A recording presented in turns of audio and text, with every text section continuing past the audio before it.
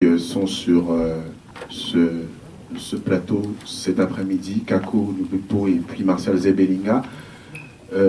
Taotep que Martial Zebelinga connaît très bien, qui est un vizir et scribe de la 11e dynastie en Égypte, il y a très longtemps, qui a écrit le livre des Maximes, disait que ce que vous donnez à la technicité, nous le donnons à la vérité.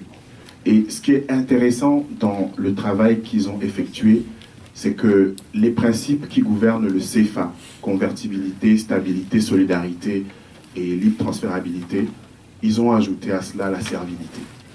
Et si on ne comprend pas cette question du point de vue de la servilité, on va multiplier les conférences, on va multiplier les rencontres, on va déguster l'excellent champagne comme tout à l'heure. Et ce que Martial Zebelinga et Kako Nubupo viennent de nous dire cet après-midi, en 2063, on y sera toujours. Cheikh Anta Diop, qui avait écrit dans une revue Alerte sous les tropiques en 1948, il était tout jeune, il avait 25 ans, il avait dit que les conditions de la Renaissance africaine sont très simples. Elles sont de 3 ordres. La première condition, c'est la conscience historique.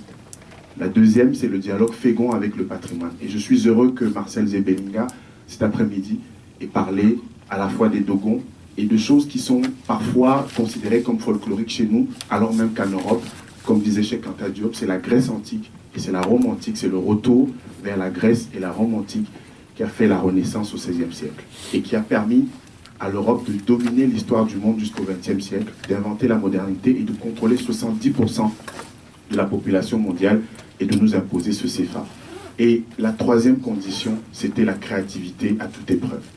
C'est-à-dire que ce que Kako Nubupo prône et ce que Martial Zebelinga étayait sur la question de la transformation de nos économies, la question aussi de la transformation des mentalités. Parce que si le Tchad vient à Paris, parce que M. Déby fait du chantage économique avec son ami Macron et depuis Hollande, s'ils viennent à Paris pour tirer des subsides et des ressources, c'est parce que les mentalités en Afrique sont des mentalités de servilité.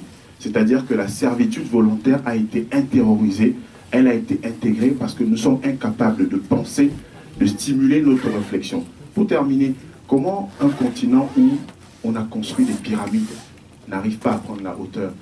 Et les Arabes disaient que le temps a peur des pyramides, le temps a peur des pyramides, mais les pyramides ont peur du temps.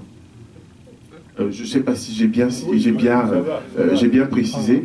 Voilà, voilà, très bien. Donc pour dire quoi? Pour dire que sur notre continent, il y a de quoi se ressourcer pour prendre cet envol, pas à l'extérieur. Et chaque fois qu'un Africain cite un auteur africain, chaque fois qu'un Africain prend des ressources, s'imagine que l'Afrique peut l'inspirer, il a toujours à côté de lui quelqu'un qui va se moquer de lui, qui va le traiter d'afrocentriste, qui va le traiter aujourd'hui de panafricaniste. Oui, il y a le syndrome Michael Jackson. Michael Jackson a fait du moonwalk, mais avant lui c'était James Brown. Mais c'est Michael Jackson qu'on a connu.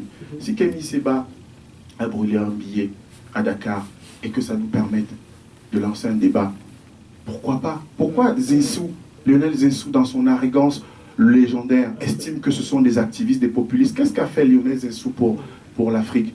Je ne vois pas encore de manière concrète ce qu'a apporté M. Zinsou à l'Afrique. Mais je peux voir que la jeunesse africaine aujourd'hui veut écouter Kako Nubupo, veut écouter Martial Zebelinga pour que techniquement on leur explique grâce au billet brûlé de Kémy Séba. Je vous remercie. Bravo.